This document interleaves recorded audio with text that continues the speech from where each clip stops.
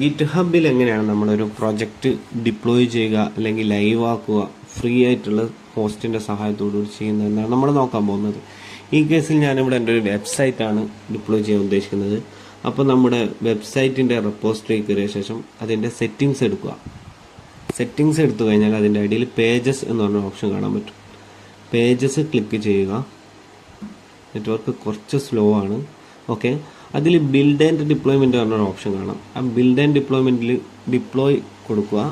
Then നമ്മുടെ branch ഏതാണ് select ചെയ്യുക. മെയിൻ ബ്രാഞ്ചാണ്, ഡയറക്റ്റ് റൂട്ടും. ദെൻ നമ്മൾ സേവ് കൊടുക്കുക. സേവ് കൊടുത്തു കഴിഞ്ഞാൽ നമ്മുടെ ഈ ഡിപ്ലോയ്മെൻറ്റിൻ്റെ സ്റ്റാറ്റസ് സേവ് ആവും. അതിൻ്റെ സേവ് ആയിട്ടുള്ള സ്റ്റാറ്റസ് നമുക്ക് കാണാൻ പറ്റും.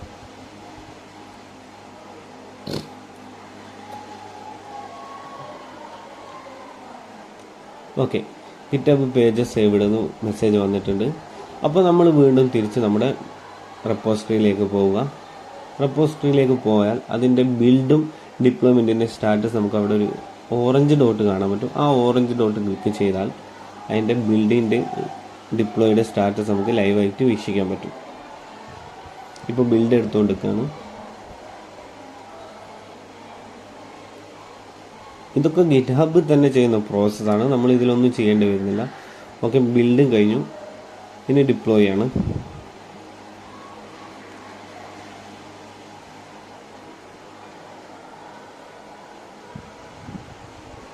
ഓക്കെ, ഡിപ്ലോയ്മെൻറ്റും കംപ്ലീറ്റ് ആയിട്ടുണ്ട്. അപ്പോൾ നമ്മൾ വീണ്ടും തിരിച്ച് നമ്മുടെ റെപ്പോസിറ്ററിയിലേക്ക് വന്നാൽ ദെൻ സെറ്റിങ്സിൽ പോയി പേജസ് സെലക്ട് ചെയ്താൽ നമ്മുടെ വെബ്സൈറ്റ് അഡ്രസ്സ് നമുക്ക് അവിടെ കാണാൻ പറ്റും. നെറ്റ്വർക്ക് കുറച്ച് സ്ലോ ആണ്. ഓക്കെ, വെബ്സൈറ്റ് അഡ്രസ്സ് നമുക്ക് അവിടെ കാണാൻ പറ്റും. അപ്പോൾ നമ്മൾ ആ ലിങ്ക് ക്ലിക്ക് ചെയ്താൽ നമ്മുടെ വെബ്സൈറ്റ് ലൈവായി. നമ്മുടെ ഏതാണോ നമ്മൾ ഡിപ്ലോയ് ചെയ്യാൻ വേണ്ടി കൊടുത്തത് ആ വെബ്സൈറ്റ് നമുക്കവിടെ ലൈവായിട്ട് കിട്ടും. അപ്പോൾ ഇതുപോലുള്ള വീഡിയോസിന് വേണ്ടി ഫോളോ ചെയ്യുക, സബ്സ്ക്രൈബ് ചെയ്യുക. Okay, thank you.